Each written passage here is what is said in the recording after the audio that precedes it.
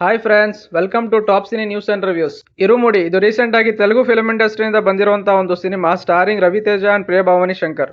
Story ಲೈನ್ಗೆ ಬರೋದಾದ್ರೆ, ತ್ರಿನಾಥ್ ಮತ್ತು ಕಾವೇರಿ ಇಬ್ರು ಗಂಡ ಹೆಂಡತಿ ಆಗಿರ್ತಾರೆ. ಹಾಗೂ ಅವರಿಬ್ರಿಗೂ ಮಣಿಕಂಠ ಅನ್ನೋ ಒಬ್ರು ಪುಟ್ಟು ಮಗಳು ಸಹ ಇರ್ತಾಳೆ. ತ್ರಿನಾಥ್ಗೆ ಅವನ ಮಗಳು ಮಣಿಯಮ್ಮನೆ ಅವನ ಪ್ರಪಂಚ ಆಗಿರ್ತಾಳೆ.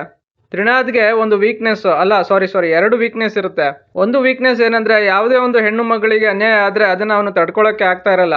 ಅದಕ್ಕೆ ತಕ್ಕ ಪ್ರತೀಕಾರ ತಗೊಳ್ಳೋವರೆಗೂ ಅವನಿಗೆ ಶಾಂತಿ ನೆಮ್ಮದಿ ಇರೋದಿಲ್ಲ.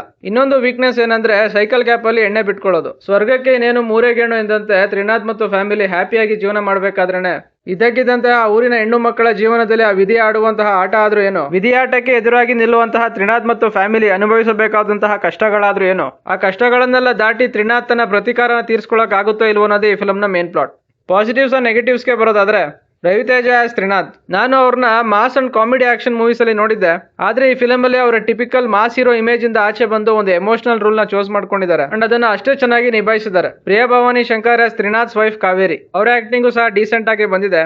ಅವರನ್ನು ಸೇರಿ ಬಾಕಿ ಎಲ್ಲ ಸಪೋರ್ಟಿಂಗ್ ಆಕ್ಟರ್ಸ್ ಸಹ ಆಕ್ಟಿಂಗ್ ವೈಸು ತಮ್ಮ ರೋಲ್ಗೆ 100% ಜಸ್ಟಿಫಿಕೇಶನ್ ಕೊಟ್ಟಿದ್ದಾರೆ. ಡೈರೆಕ್ಷನ್ ವಿಷಯಕ್ಕೆ ಬರೋದಾದ್ರೆ, story routine family revenge drama ಆಗಿ ಮಾಡ್ಕೊಂಡಿದ್ದಾರೆ. ಆದ್ರೂ ಕೆಲವೊಂದು ಟ್ವಿಸ್ಟ್ ಅಂಡ್ ಟರ್ನ್ಸ್ ಇಂದಾಗಿ ಸ್ಟೋರಿ ಅಂಡ್ ಐಡಿಯಾ ವೈಸ್ ನನಗೆ ಡೀಸೆಂಟ್ ಫೀಲ್ ಕೊಡ್ತು. ಎಕ್ಸಿಕ್ಯೂಷನ್ ಗೆ ಬರೋದಾದ್ರೆ, ಫಸ್ಟ್ ಆಫ್ ದ ಫಿಲ್ಮ್ ಏನೊಂದು ಟ್ವಿಸ್ಟ್ ಅಂಡ್ ಟರ್ನ್ಸ್ ಇಲ್ದೇನೆ ಸ್ಕ್ರೀನ್ ಪ್ಲೇ ನ ತುಂಬಾ ಫ್ಲಾಟ್ ಆಗಿ ತಗೊಂಡೋಗಿದ್ದಾರೆ. ಫಾದರ್ ಅಂಡ್ ಡಾಟರ್ ಎಮೋಷನ್ಸ್ ಬರೀ ಡೈಲಾಗ್ಸ್ ಅಷ್ಟೇ ಸೀಮಿತವಾಗಿದೆ ಹೊರತು ಪ್ರಾಪರ್ ಸಿಚುಯೇಷನ್ಸ್ ನ ಕ್ರಿಯೇಟ್ ಮಾಡಿ ಆ ಎಮೋಷನ್ಸ್ ನ ಆಡಿಯನ್ಸ್ ಗೆ ರೀಚ್ ಮಾಡುವಂತಹ ಕೆಲಸ ಆಗಿಲ್ಲ. ಇಂಟರ್ವಲ್ ಬ್ಲಾಕ್ ಅಲ್ಲಿ ಬರುವಂತಹ ಮಿಸ್ಟ್ರಿ ಕಿಲ್ಲರ್ ಟ್ವಿಸ್ಟ್ ಒಂದು ಬಿಟ್ರೆ ಸ್ಕ್ರೀನ್ ಪ್ಲೇ ಅಲ್ಲಿ ಇನ್ನೇನು ಸಹ ಎಂಗೇಜಿಂಗ್ ಅಂತ ಅನ್ಸಲಿಲ್ಲ ನನಗೆ. ಇದರಿಂದಾಗಿ ಫಸ್ಟ್ ಆಫ್ ದ ಫಿಲ್ಮ್ ನನಗೆ ವರ್ಕ್ ಆಗಿಲ್ಲ.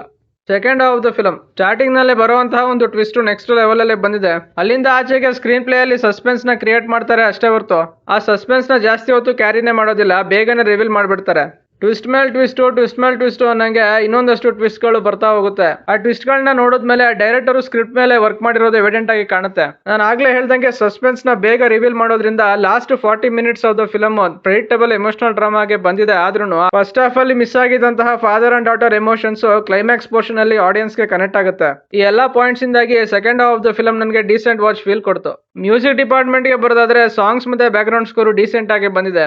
ಇನ್ನು ಫಸ್ಟ್ ಹಾಫ್ ಸ್ಕ್ರೀನ್ ಪ್ಲೇ ಮೇಲೆ ಇನ್ನೂ ಸ್ವಲ್ಪ ವರ್ಕ್ ಮಾಡಿ ಸ್ಪೀಡ್ ಅಪ್ ಮಾಡಿದ್ರೆ ಈ ಫಿಲಮ್ ನ ಓವರ್ ಆಲ್ ಔಟ್ಪುಟ್ ಇನ್ನೂ ಬೆಟರ್ ಆಗಿ ಬರ್ಬೋದಿತ್ತು. ಆದ್ರೂ ಓವರ್ ಆಲ್ ಆಗಿ ನನಗೆ ಈ ಫಿಲಮ್ ಸ್ಯಾಟಿಸ್ಫ್ಯಾಕ್ಷನ್ ಕೊಡ್ತು. Top cine news and reviews ಕಡೆಯಿಂದ ಈ ಫಿಲಮ್ ಗೆ ಕೊಡ್ತಾ ಇರುವಂತಹ ರೇಟಿಂಗ್ 3/5. ಇನ್ನು ನೀವೇನಾದ್ರೂ ಎಮೋಷನಲ್ ಫ್ಯಾಮಿಲಿ ಡ್ರಾಮಾಸ್ ನ ಇಷ್ಟಪಡುವಂತಹ ಆಡಿಯನ್ಸ್ ಆದ್ರೆ ಈ ಫಿಲಮ್ ಮಸ್ಟ್ ವಾಚ್ ಅಲ್ಲದೆ ಹೋದ್ರೂ it's one time worth watching. ಇದಿಷ್ಟು ಈ ಫಿಲಮ್ ನೋಡಿ ನನಗೆ ಅನ್ಸಿದ್ದು. ಯಾರೆಲ್ಲ ಈ ಫಿಲಮ್ ನೋಡಿದಿರಾ, ನಿಮ್ಮ ಅನಿಸಿಕೆ ಮತ್ತು ಅಭಿಪ್ರಾಯಗಳನ್ನ ಕಾಮೆಂಟ್ ಸೆಕ್ಷನ್ ಅಲ್ಲಿ ಹಾಕಿ. ರಿವ್ಯೂ ನಿಮಗೆ ಇಷ್ಟ ಆಗಿದ್ರೆ ಲೈಕ್, ಶೇರ್ ಅಂಡ್ ಸಬ್ಸ್ಕ್ರೈಬ್ ಮಾಡಿ. ಸಿಗೋಣ ನೆಕ್ಸ್ಟ್ ವಿಡಿಯೋದಲ್ಲಿ. Thank you.